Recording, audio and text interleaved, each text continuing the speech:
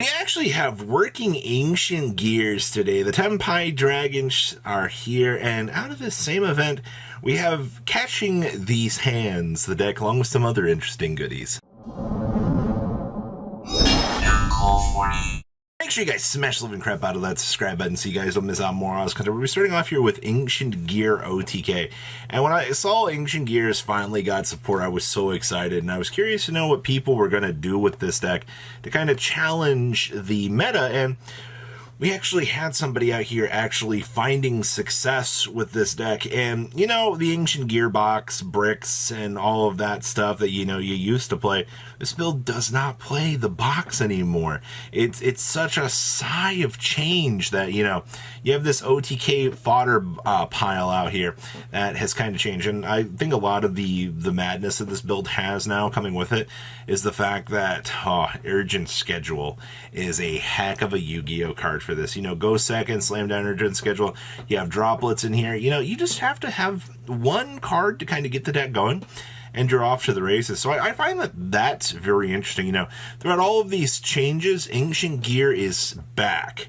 All right, next up here, we have our Tenpai Dragon deck, and I'm actually very happy to see that this deck did kind of live up to its hype.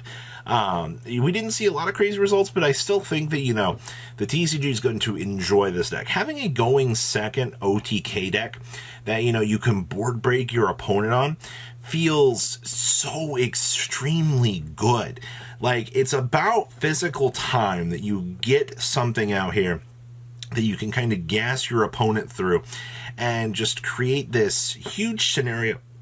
Board break, you know, we have Super Polys, Droplets, the Lightning Storms, all of these crazy cards that you're able to mesh together to cause this huge OTK monster. And don't even get me started on the fact that with Field Spell, your Black Rose is literally an unaffected board wipe, which I know a lot of people haven't really thought about that yet, but that's crazy to think about out here. So good stuff for that. Next up here is going to be this Blazing Cartesia, Fallen of Albaz. Well, not Fallen of Albaz. Basically, we're using Lubellion, Magna Hut, some of these little sub options out here to kind of access some relatively interesting lines of play. I'm not particularly sure what they were trying to do with this. There's a lot of like Branded Beast shenanigans here. And then I also see we have Ultimate Slayer down here in the side deck, along with another little interesting tech choice down there. Okay. Basically, this is kind of interesting. You are doing the sub-voiceless voice. We do see the new voiceless voice card down there next to Barrier actually getting the chance to see play. That card changed a lot of voiceless voice this week, I feel like. I actually am very happy to see that that card really kind of messed around with things here and got the chance to do a lot of things. So, okay, not too bad overall, just to kind of see how things are going here. And then we had an illusion build, and yes, that is triple copies of the Magician. And I will say that the Magician changed a lot of the way that this deck actually kind of played. You know, being able to actually search for the new card is actually very, very nice.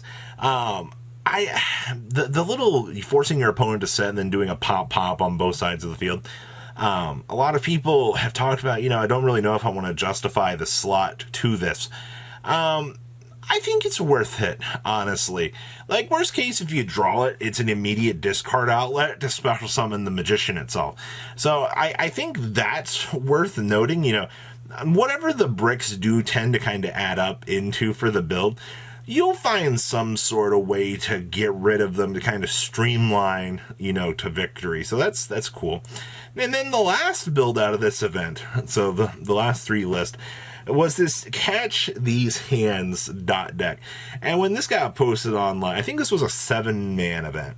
And so many people looked at this list over the weekend, and there were so many memes about this. They're like, how did we come to this? Well, you know, 3 other people ended up losing to this, which I don't physically understand how that's possible. But, you know, that's neither here nor there. Outside of that, I find very interesting that there's no justification for this list. This is 150% a meme, but I gotta clap for it. You know, you gotta love to see things like this actually show up out here just because, you know, this exists. This is the kind of stuff I love to see.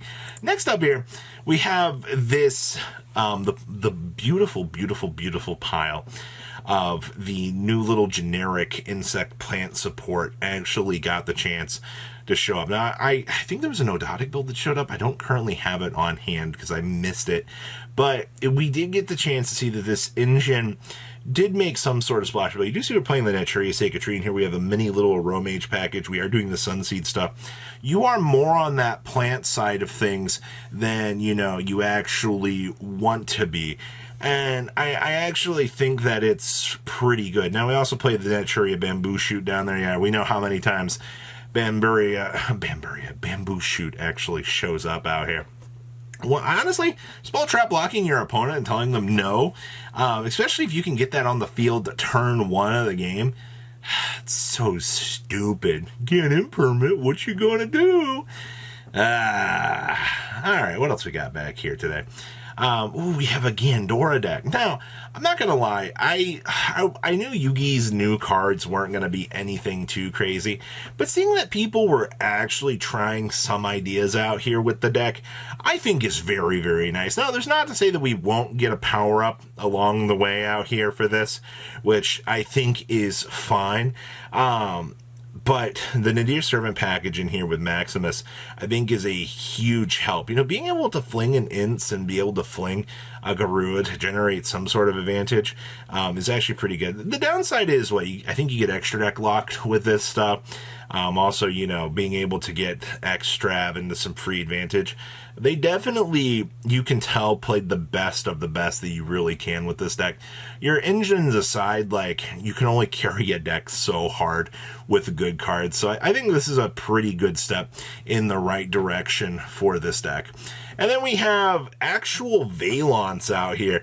I'm not going to lie, Veilance this week, it still always shows up. You know, once again, this deck has access to Electromite. It's a completely different monster than what the TCG actually gets to play. It's actually so shameful that we can't actually experience the idea of this. Also, I mean, at the end of the combo, you get Falsodina Pachycephalo locked, and then your opponent's just like, oh boy, thanks for floodgating me, friend. I'm having the best time of my life out here, hee. And then you're just like, Falsodina plus, Kaiser Coliseum at the end of it, with a secret village up, you know, with what, like 2 monsters, is probably GG to any opponent that you can come across. But you know what? It's interesting nonetheless. I'm disgusted by the stupid ideas that Kaiser Coliseum actually promotes right now in the game. Like, honestly, card probably shouldn't be allowed to see play, but okay, OCG, your problem, not ours. Next up is some Rika Sun Avalon. Okay. There's the triple seed in here. That's pretty normal. Gotta love the fact that they're playing the little monster that messes or can play something in the field spell, which is pretty good. This is actually pretty standard, actually. I did not think we would see something standard for the Rika Sun Avalon deck, like, for a while, especially out of the OCG out here. But okay, man, must be nice to have multiple trees now. Go down the whole Mage package. Also, this build's not playing any of the new Mage cards, actually. We're just choosing to play the Plant Link monster, obviously for, you know, the capabilities that the stupid card gives you, you know, for the toggling options, but okay, but outside of that, rest of this build feels incredibly good. I mean, hand traps, everything check in the side deck.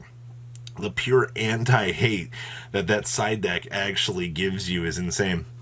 And our last list here is, oh my gosh, it's a 60 card Lightsworn pile. Playing that Grasslook Screener, Triple Soul Recharge.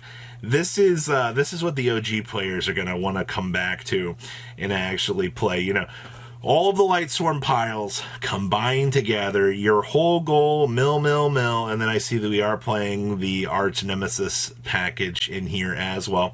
And triple Fairy Tale Snow. What a disgusting thing that this build is capable of doing. I want to see more combo piles like this. This is the good stuff. So what do you guys think about these decks? Please leave a comment down below. Tell me what you guys think, and I'll see your beautiful faces back here later in the day, guys. Peace out. Patrons, thank you.